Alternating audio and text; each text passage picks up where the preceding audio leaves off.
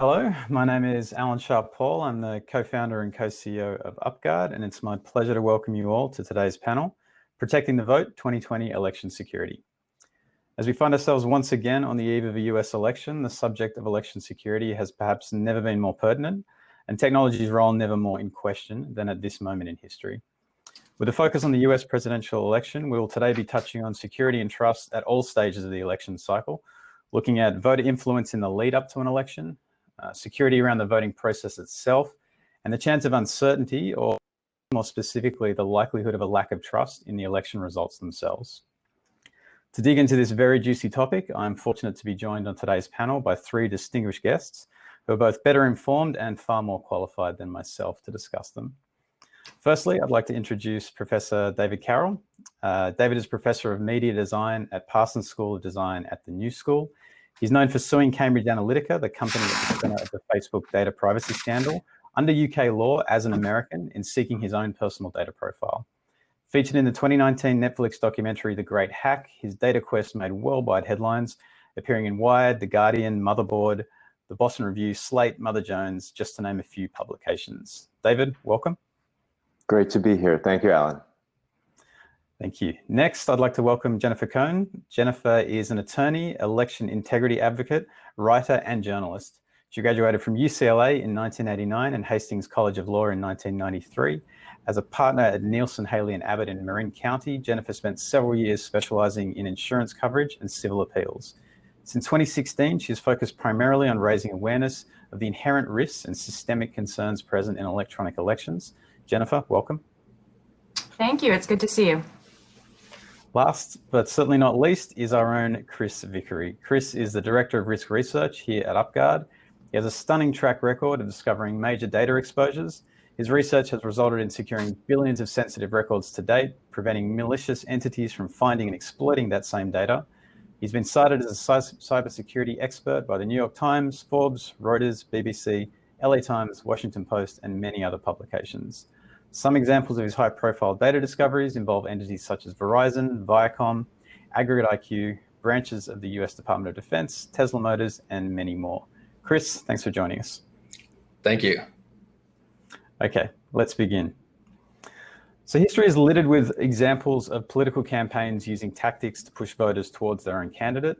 Some of the tactics used in the previous US presidential election cycle felt like they crossed a new line, though, and their impact has continued echoing to this day. I'm talking, of course, of the Cambridge Analytica Facebook data scandal, a watershed moment that offered a rare glimpse into an otherwise opaque industry. David, this story and your involvement in it has been documented in the Netflix documentary, The Great Hack. Can you explain to us what happened and how you found yourself in such a central role in how things played out?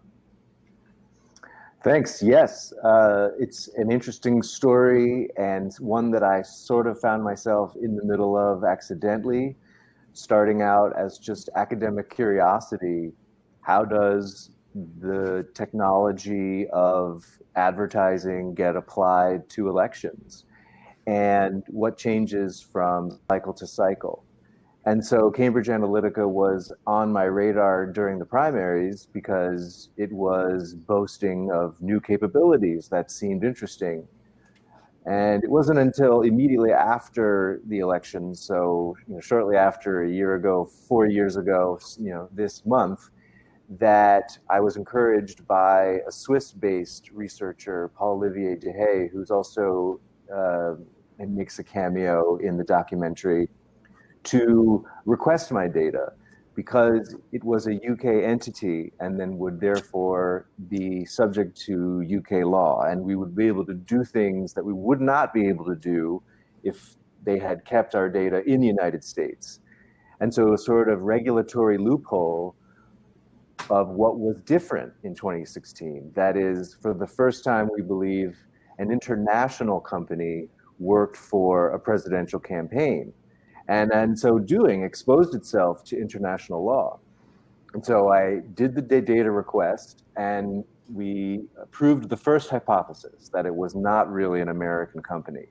I went to a website, datarequest.cambridgeanalytica.org, and did the beginning part of the request, and immediately got an email from SCL Group, a different company, and was instructed to pay £10 to a company called SCL Elections Limited. And so simply by asking for the data, the thin facade of Cambridge Analytica crumbled away. And also the concern became more apparent that we were dealing with SCL Group, which we had known was a defense contractor. So not only had we revealed the internationalization of this political voter analytics industry, but also the overlap with the military-industrial complex. These two factors were most concerning to me, and so we were able to express our concerns, and in so doing, got embroiled in a complaint with the Information Commissioner's Office, the regulator of the company, and also a legal claim. However, I never got my day in court because while we filed the regulatory complaint in July of 2017, we filed the claim in the High Court on the weekend of St. Patrick's Day in 2018. And that was the same weekend that The Guardian and the New York Times published its report of Chris Wiley, the first self-proclaimed whistleblower, about the scandal. And so that gave the company the pretext to file for insolvency in the UK and bankruptcy in the US, which ultimately shielded it from significant liability because it had illegally created political profiles of every registered voter in the United States without our consent or notification or associated data rights. They insisted that I had no jurisdiction, and even going as far as telling the regulator that I had no more rights than a member of the Taliban sitting in a cave in Afghanistan, which gives you a flavor the kind of legal documents that were passed back and forth over the years. And ultimately, they were criminally prosecuted by the Information Commissioner Office for refusing their enforcement order to fully disclose the data. This is sort of how the great hack ends, with a pessimistic feeling. One of the last words that I'm quoted in the film saying is, "I'll probably never get my data back." And that was the sense that we had when the film wrapped. The filmmakers had always wanted to film me getting my data back, but they weren't able to do that. But strangely enough, the British broadcaster Channel 4 knocked on my door last month saying, "We have something we wanted to show you." And lo and behold, they showed me the data file that I had always expected to be there.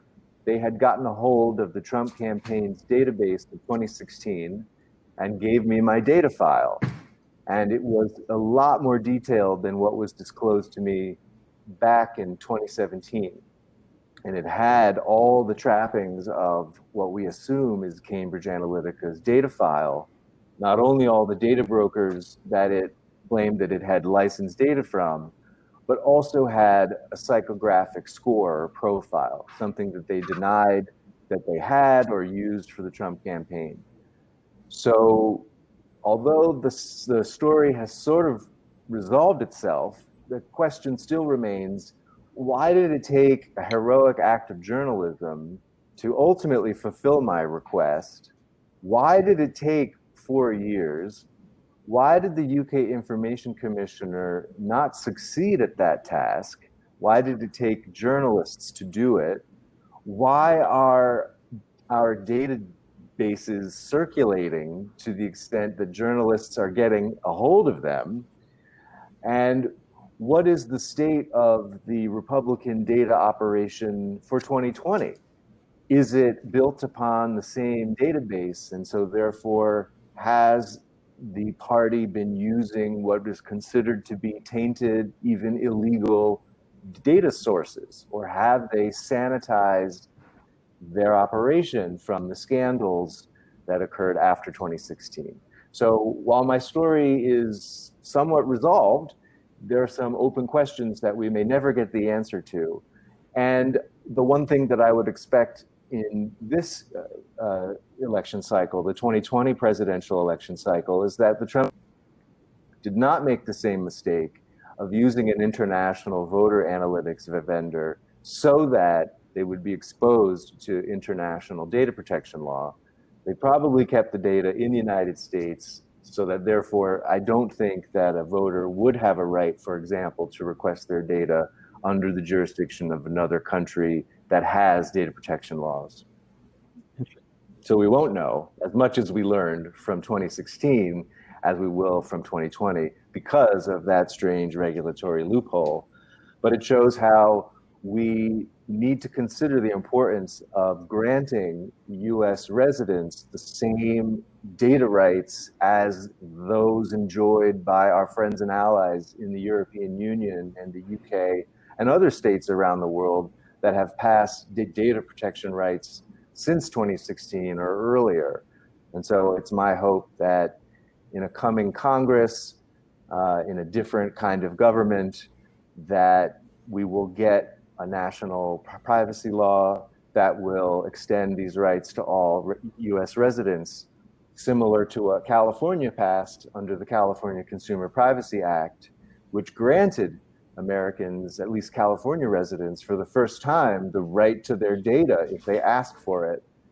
And this right needs to be extended to all Americans so that we can keep bad actors accountable and keep politicians honest. It's an important, simple way to diminish the power of this data.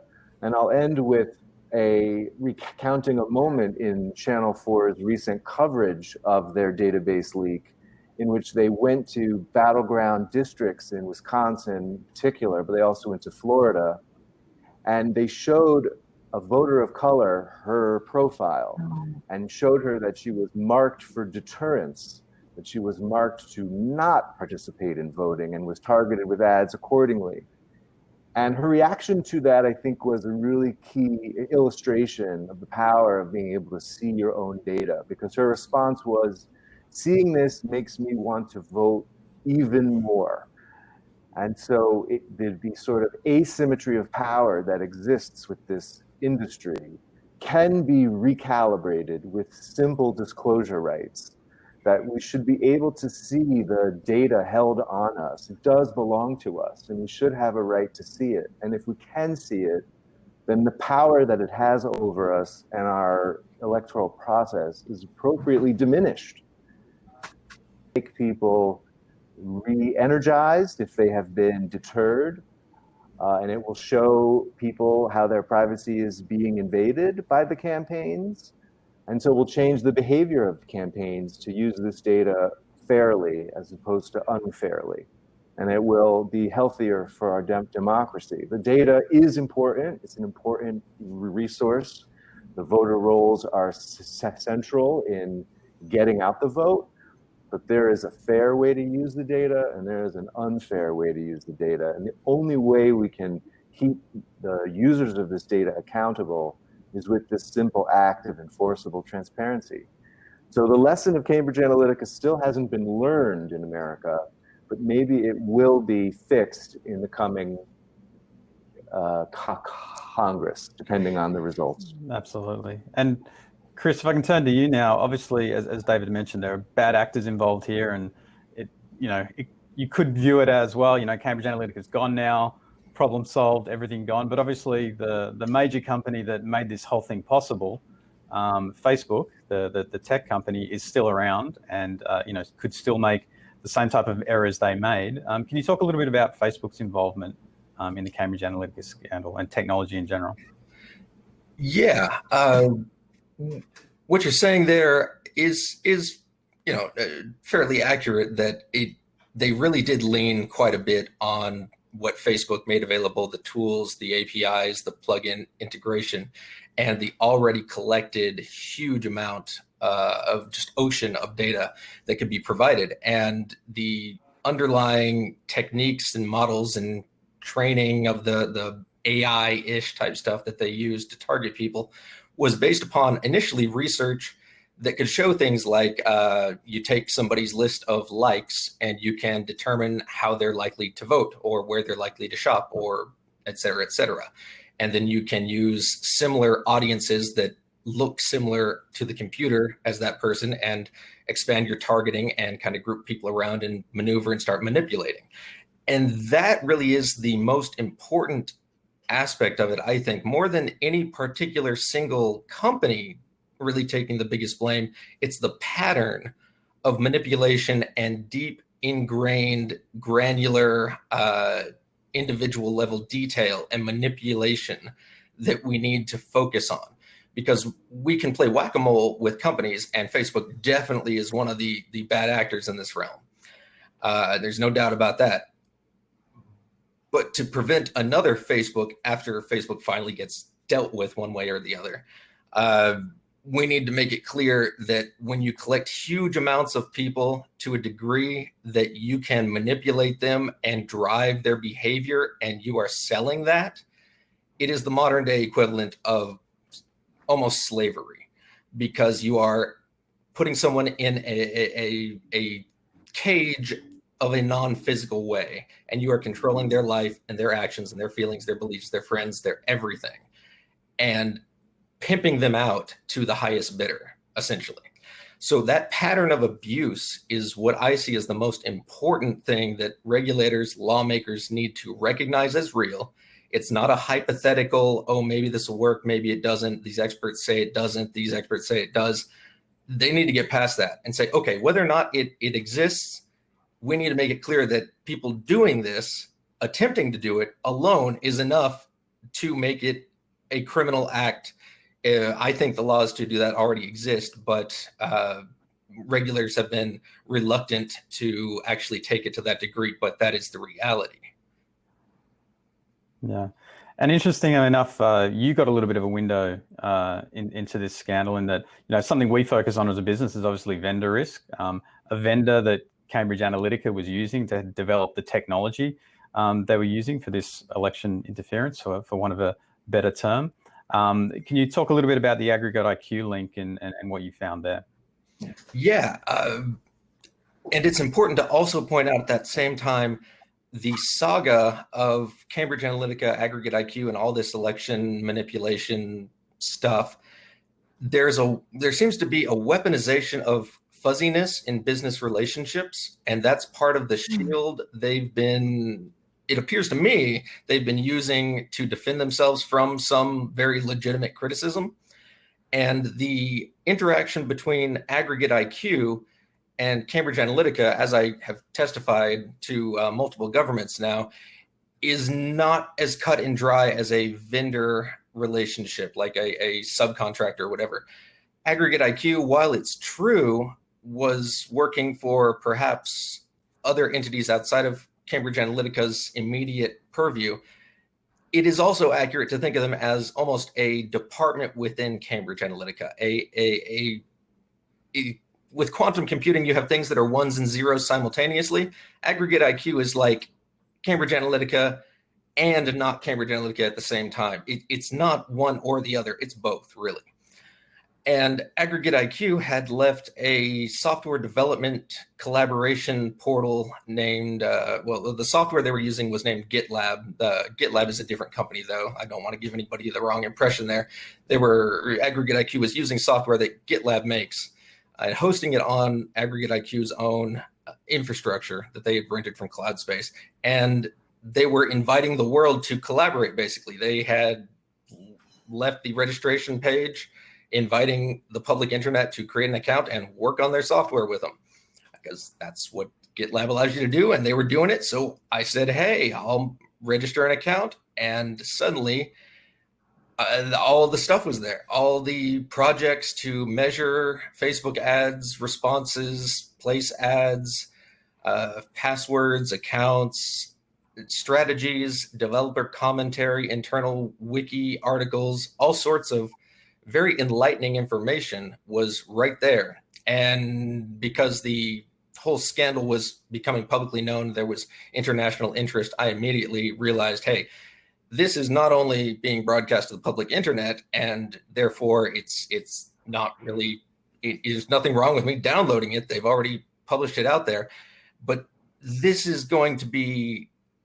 part of something that people want to know about legitimately, that governments are going to have questions about, already have questions about, and I would be aiding and abetting what appeared to me at the time to be criminal actors if I didn't say anything and just went away and closed my eyes.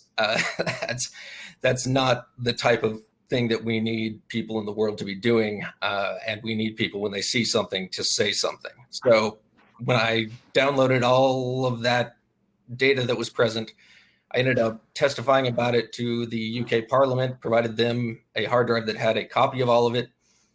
Same with the Canadian Parliament and their ethics committee. And eventually I traveled to Washington, D.C. at the request of Senator Feinstein here in the U.S. and met with her office as well as the staff members of the Senate Select Committee on Intelligence and provided them copies of it as well and answered relevant questions and informed them of my thoughts on the topic. Excellent. Well, look, it's a fascinating story, and I'd certainly recommend checking out the Great Hack. And David, I think we all owe you a little bit of a debt of thanks as well for the fact that in many respects you represented all of us in what you went through. So thank you for that. But I do want to move on now to the election process, security around the election process itself. So look, election fraud is a problem as old as elections themselves, but hanging chads aside, there's traditionally been an implicit or at least assumed trust in the process of making, counting, and reporting votes in major Western elections. In recent years, that trust has been eroded, and technology, which in theory has the potential to dramatically improve the efficiency and accuracy of elections, is really central to this loss of trust. Jennifer, how have voting methods in the US in particular changed, and what about those changes has been problematic from an election security perspective? How have they changed since 2016? I mean, really over the last, as far back as you want to go, but certainly I know the introduction of technology is one of the biggest concerns. Sure. So, yeah. Right. So, well, first of all, you are correct to identify trust as sort of a central issue. And the idea of having trust in elections, what brings trust is transparency, by which other countries define that to mean the ability for members of the public to know and understand and personally observe the processes used to count their votes. But over the years in the United States, in part because our ballots are very long compared to many other Western democracies, we have moved more and more toward machines to count, not only count our votes, but mark our votes and do various other aspects of our elections. And we've actually continually added on more and more layers of machines. And one of the many concerns with that has to do with transparency, because machines are by definition opaque, which means that the public can't see what is going on inside of them. And that is not only an invitation to fraud, but it's just an invitation to the undermining of public confidence in elections, which results in conspiracy theories and then people calling each other names if they have legitimate concerns. And it creates all kinds of problems. And so even really since 2016, I had really hoped we would dial back to the extent possible our use of electronics. And instead, we've really sort of doubled up, even on things like internet connectivity, which our elections have always been vulnerable to malicious actors within the United States and those with direct access to things like memory cards or the centralized programming computers. But by connecting precinct equipment and check-in computers to the internet, we're also opening ourselves up to, or really inviting in foreign nations to sort of join the party, so to speak.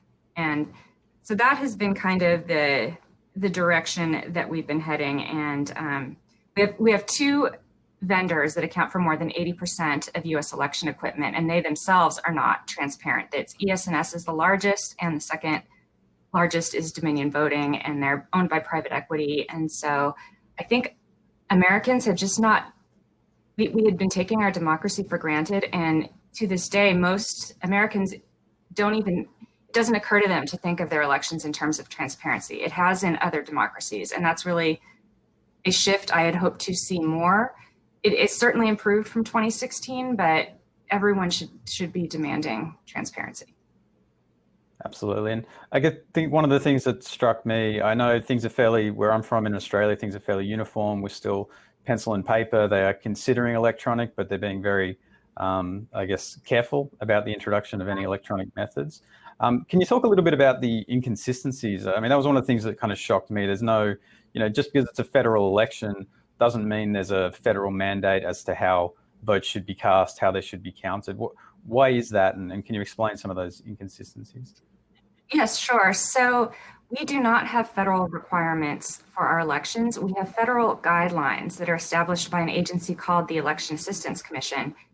And the guidelines are voluntary. And not only that, they do not particularly, or really, I don't think at all on this current version, address security. So what they're designed to do is make sure that voting equipment works the way that it's supposed to work during an election. They don't conduct things like penetration testing to make sure that it's actually secure. And part of the reason for that has to do with these claims that I have to say that the Republican Party often makes about states' rights. And states' rights has been it has been weaponized in the context of slavery, and it was used as an excuse for segregation. And I think it is also used as an excuse for voter suppression and for, let us have our own crappy, insecure voting equipment. And that seems to be what's happening. As to state elections, yes, I believe the states have the rights over those elections, but there has been an undue deference really given to the states when it comes to federal elections, because Congress absolutely has the power under the Constitution. It's under Article 1, Section 4, Clause 1, does give Congress the power to regulate federal elections, and they could do it, but they get a lot of pushback, and there's sort of this group think that among the Republican Party anyway, that it's improper to do that. And in terms of obviously, end out with a mishmash is in answer to your question. That's how you end up with a mishmash from state to state. Absolutely. But I do want to say it's not as much of a mishmash as it seems. I mean, a lot of people like to say that our system is too decentralized to allow an outcome-altering attack. That was a very classic line we heard in 2016 in the aftermath of it to tell people to calm down. And the truth is, with two vendors dominating 80% of the market, it's really not too decentralized. And if with the Electoral College, it's in battleground states, it only would take a few counties and maybe not that many votes to swing the outcome of a national election. And so there's been a lot of propaganda fed to us as well. There are differences, but in some ways they're really not that decentralized at all. And every county, its voting machines are programmed by a centralized county system that is sort of a potential centralized attack vector per county. And obviously this year is somewhat unique. Obviously with the pandemic underway, there's been a big push for mail-in voting, early voting, as it appears to be, is at record levels. Is this a good thing? This obviously means physical votes. Is this a good thing, or are there also problems, problems with this model? Well, no voting system is perfect, and most election security advocates, again, think of our elections in terms of transparency. The most transparent would be publicly counting hand-marked paper ballots on election night at the precincts, so there's no no darkness on the chain of custody, no trucks with unknown people hauling them off to the river, those kinds of things. So ideally, that is a transparent election. Again, we don't do that in the U.S., but the further and further we move from that, the more opportunities for fraud and mistrust arise. And so, vote by mail, obviously, there are potential chain of custody concerns, because it's as soon as the voter can't physically see their ballot anymore, that's an opportunity for things to go wrong. Some states do vote by mail better than others, where they have a tracking system, which I imagine could probably be hacked as well. I don't know that there's any indication that's ever occurred, though. The biggest concern I had with vote by mail when I heard that we were going to be moving substantially that direction had to do with hundreds of thousands, and I estimated millions of voters not receiving their mail ballots on time. I haven't seen the statistics yet to see if it is really in the hundreds of thousands or millions.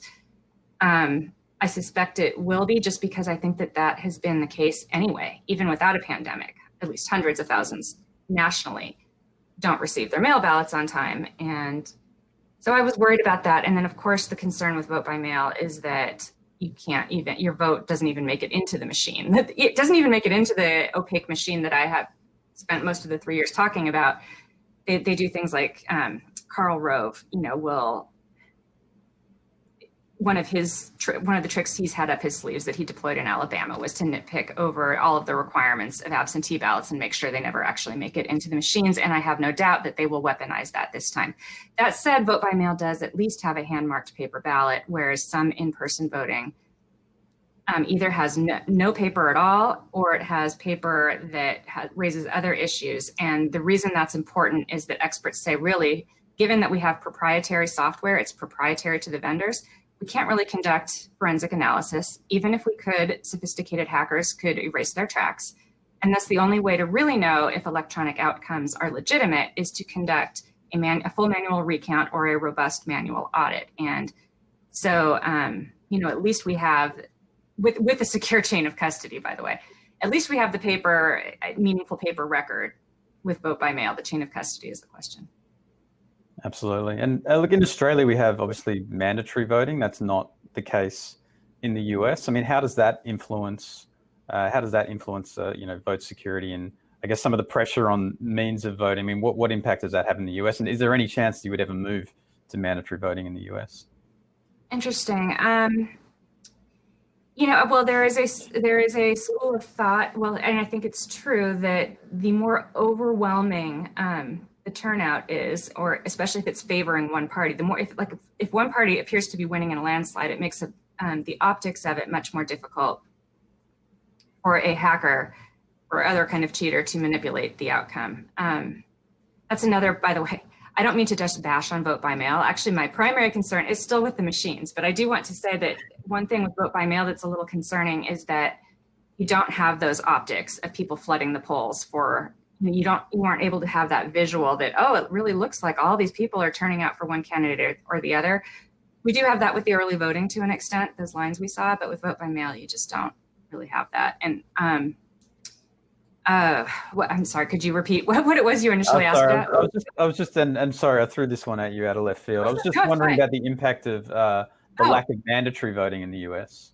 Well, sure, more voting would make it harder to manipulate outcomes, I think, if you really had mandatory voting. Whether we will ever head there, not anytime in the near future, I think, because the Republicans still hold on to too much power and they really want to minimize people's ability to vote. I mean, this has just gone. Paul Weyrich, who's considered one of the main fathers of the modern conservative movement, and he was actually a founding father of the Council for National Policy, whose members not only include the two men whose families funded America's largest voting machine vendor back in the day, that ES&S is that largest vendor, but also all the Cambridge Analytica folks. It's kind of it brings those two things together very neatly. And so in any event, I keep losing my train of thought. Could you tell me what it was? I got off on the CME. So yeah, I think you're right. So with mandatory voting, obviously, it feels like the more votes you have, the harder it is, I guess, to influence that, and certainly, but there is pressure, and I imagine. Paul Weyrich. I know what it was. Yeah. Paul Weyrich. So he was caught on film. Not even caught. Actually, I'm sure he was happy about it. He was bragging on film in the 1980s that. Some people say we want everyone to vote. Well, I don't want everyone to vote because, quite frankly, the more people that vote, our leverage tends to go down. And it's sort of an infamous video. This is the guy who founded the, Moral Majority and the Heritage Foundation. He's co-founded a lot of these groups, ALEC. And there he is admitting to all of his followers back in the day that, of course, they don't want everyone to vote. So yes, mandatory voting is not going to happen anytime soon. There's also somewhat of a constitutional issue behind the idea of being able to require somebody to actively do something. I'm not saying one way or the other on it. I just remember back from the days when I was taking constitutional law, but please note I'm not an attorney, that there's issues with requiring, let's say you sue somebody for something they didn't do. They can be required to make you whole again, as in provide compensation for the damages or money that you suffered losses of. But a judge cannot compel them to paint a painting that you requested personally because you agreed to in a contract or whatever. It gets too close with American jurisprudence of slavery type things.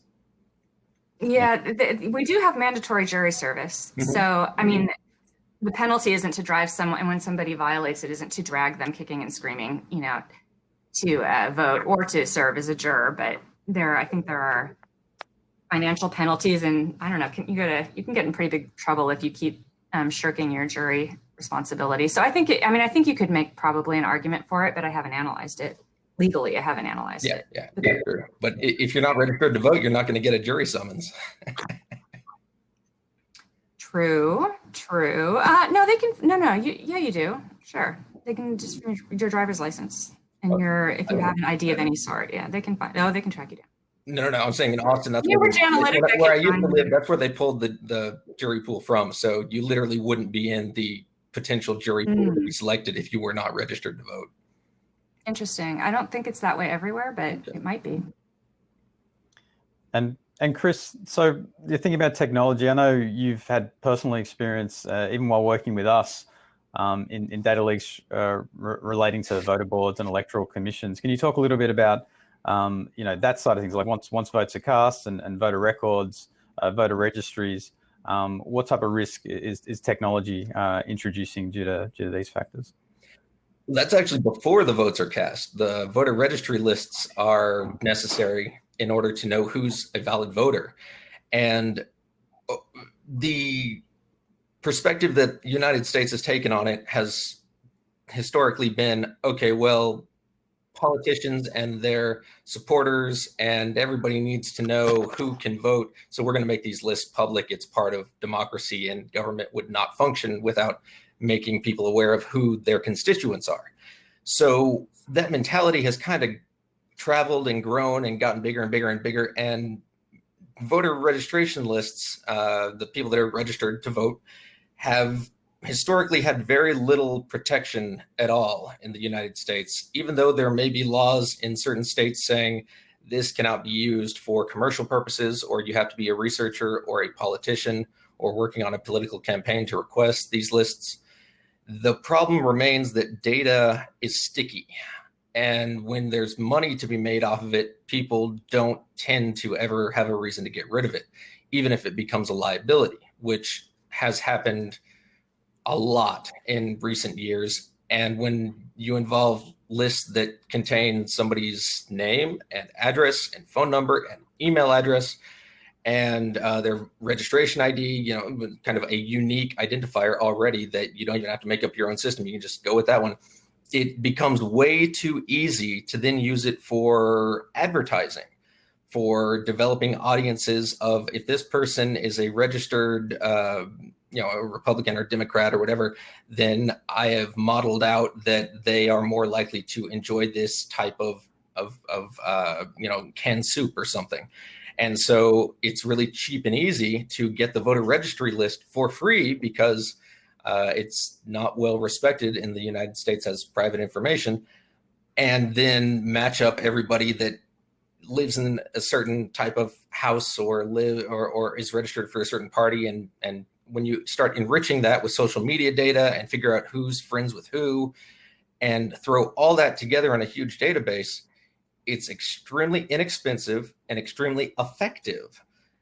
And we're seeing the fruits of those types of campaigns now and in the past few years. The ability to manipulate whole nationwide populations is now theoretically possible in a well-funded teenager's hands. The scarier part is that there are well-funded, fully functioning adults in teams taking advantage of this and doing it for the types of things that we used to expect, military intelligence agencies to try to pull off. Now it's in the hands of every Tom, Dick, and Hank with an LLC, as well as all their shell companies, as well as the lots and lots of upper level hedge funds that are willing to throw money into it because it's convenient. And that's the real danger that we're seeing. In Mexico, one of the databases I came across years ago was the Mexico's entire voter registration list, the Padrón, as they call it. They have mandatory registration. I don't know if they have mandatory actual voting, but they have a mandatory registration, and they will drive around vans to the little outpost towns in order to register everybody to vote. So they have a natural respect for that data, and it is a federal crime in Mexico for their voter registration list to travel outside their national territory. Unfortunately, one of the political parties that had received a copy decided to upload it to a cloud server in California or somewhere like that, which was a natural violation of that law. And the electoral authority was very interested when I reported finding it to them outside of their nation. And they actually changed the way they run elections and pass out data because of that find itself. They stopped handing out USB sticks to political campaigns. They started requiring them to enter one facility in Mexico City without a phone, without a camera, and check in and go into one room with one computer, and they're not allowed to take anything out. They can check the rolls there, but it's very locked down now. Interesting. Hey, Chris, can I ask a quick question? Do you remember, I've just been looking for it, Hillary Clinton, I think, actually introduced legislation, or she was promoting legislation to address these issues with micro-targeting. Do you remember anything about that? I don't know off the top of my head. I'm pretty sure she did. I think she's one of the only ones who took it really seriously. And I definitely think know as a country, we have really underestimated the ability of propaganda to influence us, and how repetition and how once an idea is formulated in your head as to what reality is, how difficult it is to unhook that. And I really had wished that television media actually would have put on experts more on propaganda and how our minds work with it, and how easy it is to manipulate us. Because I think there still is an underappreciation of the extent to which we all are vulnerable to it.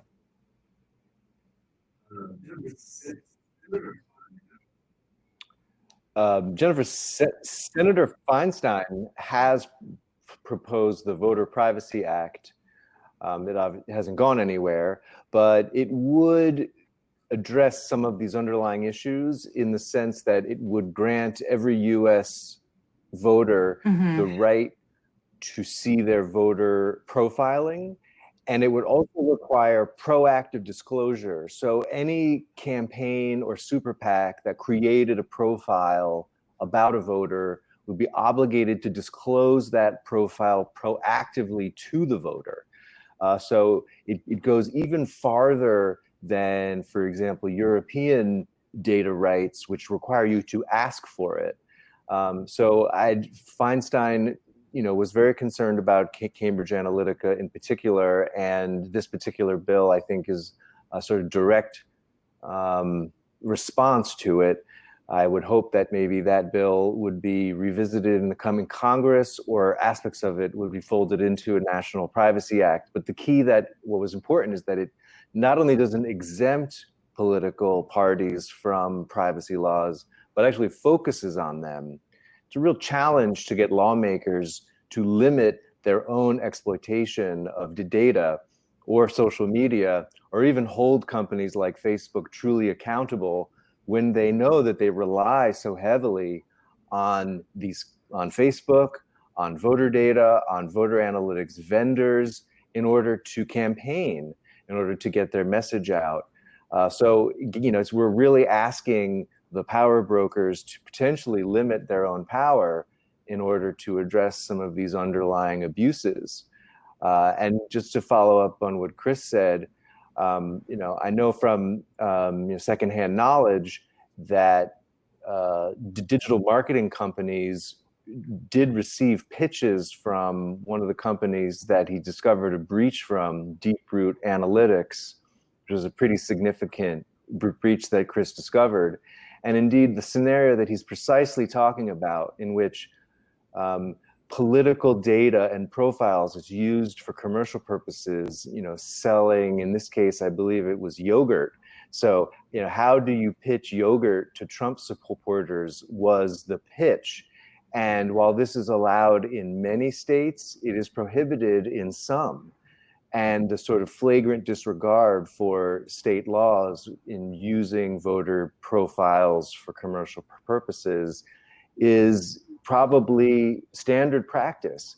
And there's no enforcement of that. So this idea that there are some laws on the books that aren't even enforced is a problem, because the people get elected and get in power and stay in power by allowing this data to flow freely without restriction.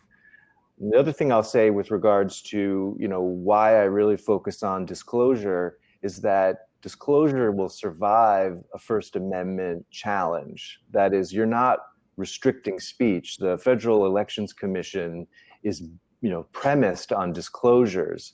And so by requiring disclosures, we can, have the best chance of surviving a First Amendment challenge, because there's so much precedent for disclosure requirements, and they're not getting knocked down. And the FEC disclosure requirements have survived challenges and will continue to.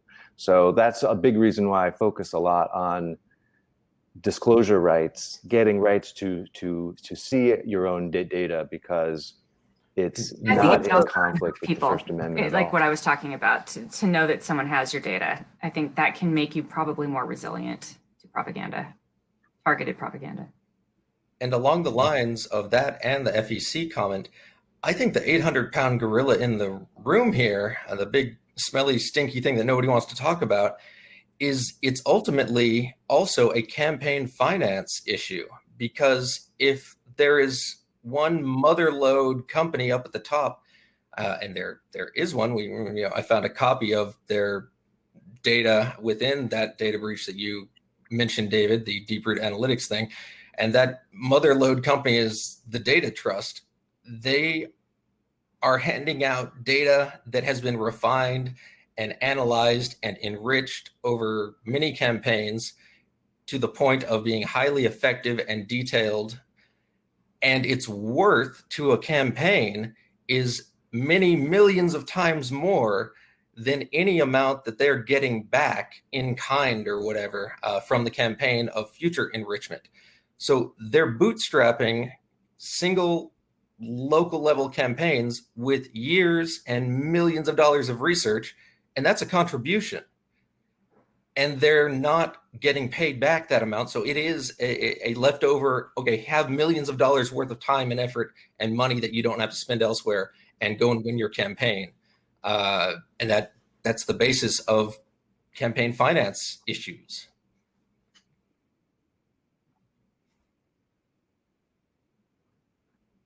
Yeah, it's quite interesting that campaigns license data, they pay for it with money. So a price tag is put on our data. We don't know then how much the data is worth, and yet it is exchanged across campaigns and super PACs, and how this is tolerated is a mystery to me as well, that it is a currency that somehow can be used to evade coordination. And this is a big part of the recent complaint that was filed by the Campaign Legal Center in regards to the Cambridge Analytica scandal. Sort of one of the, there are still lawsuits being filed against this company 4 years later, and in this case for illegal campaign coordination across the super PACs and the campaign. And the firewall that was supposed to be there was totally flimsy. And this, completely resonates with my experience of asking for my data and finding a completely flimsy firewall between Cambridge Analytica and SCL Group, the defense contractor, on top of it all. And so the shell game of companies and the illusions of firewalls is a theme that we have found as a kind of like compliance theater, that they look compliant to law, but as soon as you poke at it, or you discover breaches, or you conduct investigations, or you file complaints, you see that it's just, none of it is being conducted in good faith. It's it all can't possibly word be truly games compliant. and lies. There's a similar dynamic with the voting machine vendors and this sort of false separation between the two. So for many years, ES&S, America's largest vendor, about 44%, and another vendor called Diebold Election Systems, they were both, ES&S was founded by two brothers. One of the two brothers became president of Diebold. So together, the two brothers, accounted for about 70% of you, or had, to the extent that you have control as an executive of a vendor, I guess could be argued, but they were each at the helm of 70 of the companies that accounted for 70% of U.S. election equipment. And then Chuck Schumer got the Department of Justice to intervene, the antitrust, and they because ES&S ultimately acquired Diebold, decided to make it official. And they broke it up. They said that they had to sort of dissolve ES&S, but the truth, dissolve Diebold, I'm sorry. But the truth is ES&S ended up keeping almost all of the Diebold contracts. So I think even that was somewhat illusory. And so we're still sort of in a situation where we have two companies accounting for way too much control of the US election market. I do want to say it's really, I think, incredible that Chris thought to combine these two issues, Cambridge Analytica and election security with the voting machines, because I think too often people think it's one or the other that happens with our elections. And I think it's really a gestalt. I think that I think there would be a preference to win through mind manipulation rather than going to the, flipping of votes and things. But if there are multiple ways to cheat the system, and I think it's a mistake. Anyone who, oftentimes I'll see a post which will say, "Oh no, it's just this or it's just that," and I don't think it's just one or the other of anything. I think we have to look at really for the entire universe, the ecosystem of potential ways to rig the system, rig people's hearts and minds, and rig the actual votes. All the little things add up. Yeah. Particularly with by 1,000 cuts. And exactly. Both. And the investigations take too long. So, where literally the election is tomorrow, and just a day ago, under a FOIA request, we get the Mueller FBI 302s that reveal more details about Cambridge Analytica's role in the campaign. And we find that, contrary to what some people thought, that the data was combined, meaning Cambridge Analytica data, the Fabrizio data, the Kellyanne Conway data was all combined.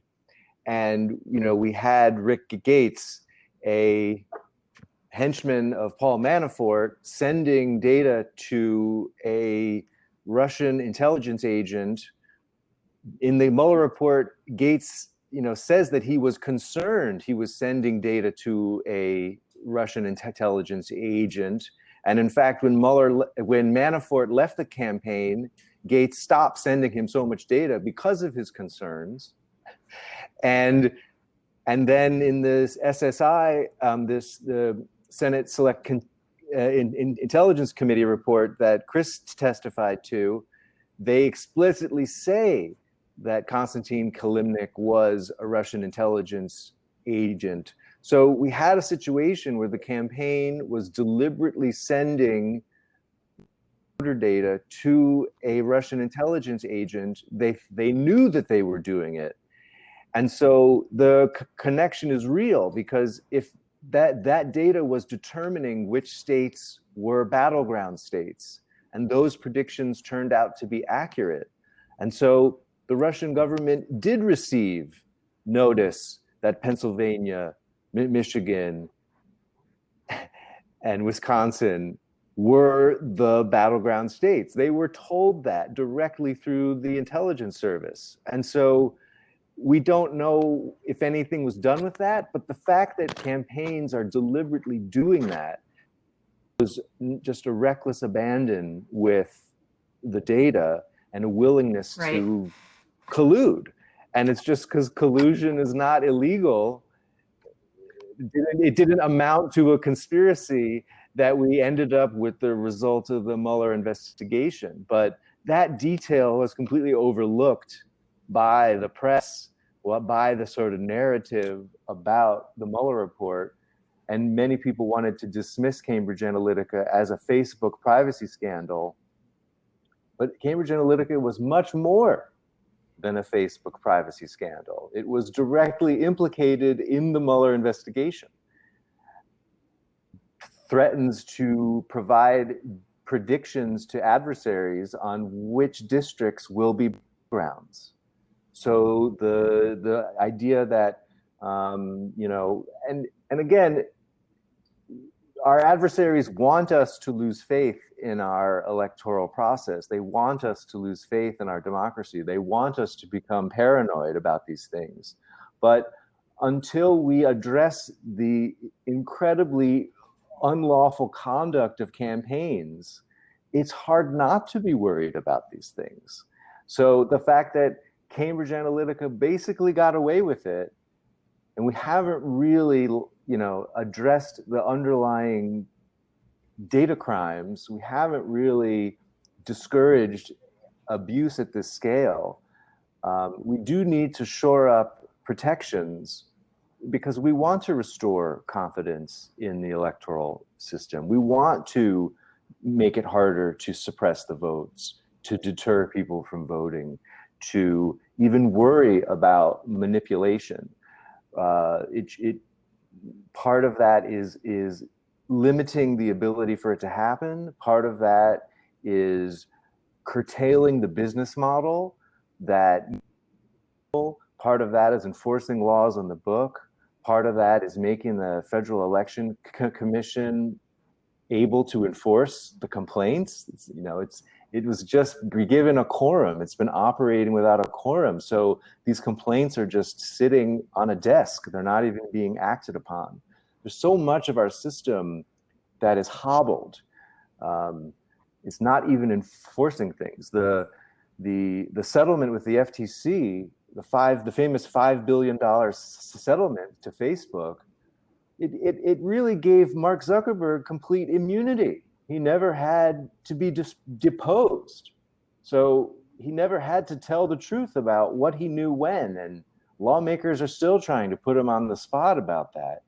So the accountability structures to keep bad behavior deterred rather than voters is really what we need to work on. In a similar vein, Dr. Jill Stein just posted a tweet a few days ago, and I thought it was a joke when I first saw it, honestly. It says, "Big news. The 2016 recount campaign has won our court fight in Wisconsin, overcoming the final obstacle to a groundbreaking examination of voting machine source code." So, 4 years later, they're going to supposedly do some kind of examination of source code. And yeah, it takes too long to get anything done. And by the time you get something done, it doesn't matter anymore. They have different equipment, or they've added modems to it, or similar lack of accountability also with the electronic election equipment structure. Some of the stuff, the check-in computers and things, aren't regulated at all. They don't even have not even voluntary guidelines. It's just the Wild West. And without a forensic chain of custody, I'm getting some reverb here. Without a forensic chain of custody of that source code, there's no way to know if what was used at the time is what you're reviewing. There's a fundamental flaw with the idea of involving software itself. Yes, there's a fundamental flaw. I agree.